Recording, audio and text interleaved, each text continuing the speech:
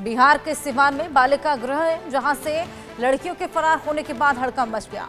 बीती रात अंधेरे का फायदा उठाकर गार्ड और वार्डन को चकमा देकर एक एक कर 13 लड़कियां फरार हो गई। जैसे ही खबर प्रशासन को मिली, प्रशासन के होश उड़ गए। हालांकि वहां पर गार्ड और वार्डन दोनों की मौजूदगी हमेशा रहती है। 13 लड़कियों को भागने की सूचना जैसे ही परिजनों को मिली है, कुछ परिजन बालिका गृह पहुंच गए और वार्डन और गार्ड के मिलीभगत का आरोप लगाया है। फरार 13 लड़कियों में ज्यादातर सारण गोपालगंज की रहने वाली बताई जा रही है। बता दें कि जीरादेई प्रखंड के भैंसारवाल में स्थित बालिका गृह में ऑर्केस्ट्रा और कई मामलों में बरामद नाबालिग लड़कियां और लड़कों को रखा जाता है। सारण और गोपालगंज की ज्यादातर लड़कियां हैं जो कि फरार हो चली हैं, जिसके बाद हड़कंप मच गया है। एक एक कर 13 लड़कियां गार्ड और वार्डन को यहां पर चकमा देती हैं, जिसके बाद फरार हो जाती हैं। खोजबीन में हालांकि पुलिस लगातार जुटी है। जिन जिन लड़कियों के परिजनों को मालूम चला है वो पहुंच गए हैं। ऐसे में लगातार यहां पर लड़कियों को ढूंढा जा रहा है। 13 लड़कियां हैं जो कि एक एक कर वहां से फरार हो चली। चकमा दिया वार्डन और गार्ड को, जिसके बाद फरार हुई। सारण और गोपालगंज की ये तमाम लड़कियां, 13 लड़कियां एक एक कर वहां से फरार हो चली। और आपको बताएं कि वहां पर हालांकि गार्ड और वार्डन की हमेशा ही मौजूदगी रहती है। और किस तरीके से ये 13 लड़कियां एक एक कर निकल कर वार्डन और गार्ड को इस तरीके से चकमा देने में सक्सेसफुल रही, ये अपने आप में एक बेहद बड़ी बात। और गई कहाँ है ये 13 लड़कियां, ये बेहद बड़े सवाल अब यहाँ पर खड़े होने लगे हैं।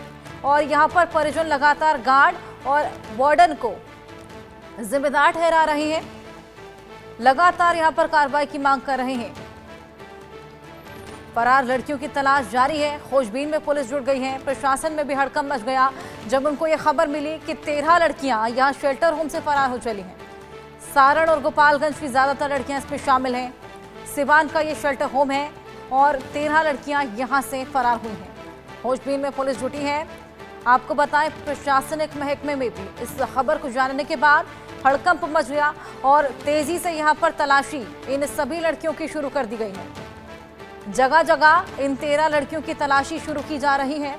और ये लड़कियां क्यों फरार हुई, क्या इनको सताया जाता था, क्या प्रताड़ित किया जाता था, क्या कोई समस्या थी, कहाँ गई हैं, या फिर इसके पीछे कुछ और एंगल है, इसको लेकर लगातार जांच पड़ताल जारी। रितेश हमारे सहयोगी पटना से हमारे साथ जुड़ गए हैं। रितेश, 13 लड़कियां एक एक कर फरार हो चली, गार्ड भी था वहां पर, वार्डन भी थी, और उसके बावजूद वो वहां से फरार हो जाती हैं और उनको मालूम भी नहीं चलता।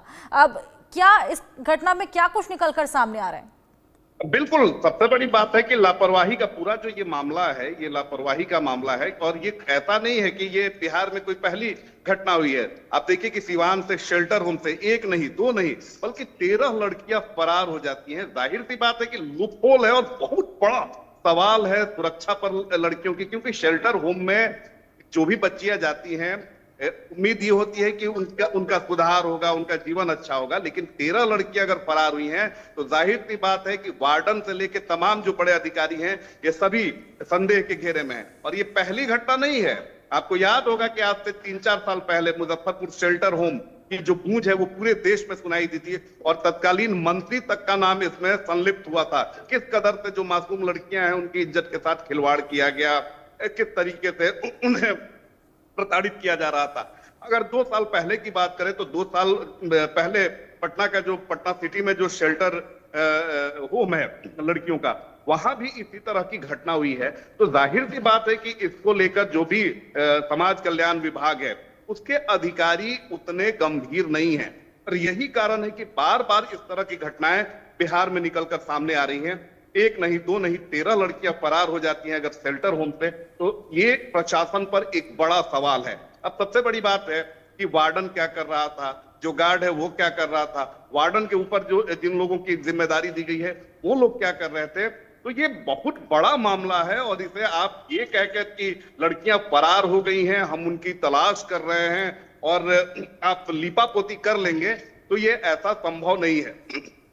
क्योंकि देखिए ये पूरा जो मामला है, जिस तरह से सिवान में माफ कीजिएगा, जिस तरह से मुजफ्फरपुर में बालिका गृह में जो कांड हुआ था, ठीक उसी प्रकार ये घटना दिखाई दे रही है। और अगर इसकी सही तरीके से जांच की जाए, क्योंकि जो हमें जानकारी सिवान से मिल रही है, पूरा जो महकमा है लीपा पोती में लगा हुआ है कि जो इसके पीछे असल कारण है, जो वजह है जिसकी वजह से लड़कियां फरार हुई हैं, ये लोगों के सामने ना आए, मीडिया के सामने ना आए।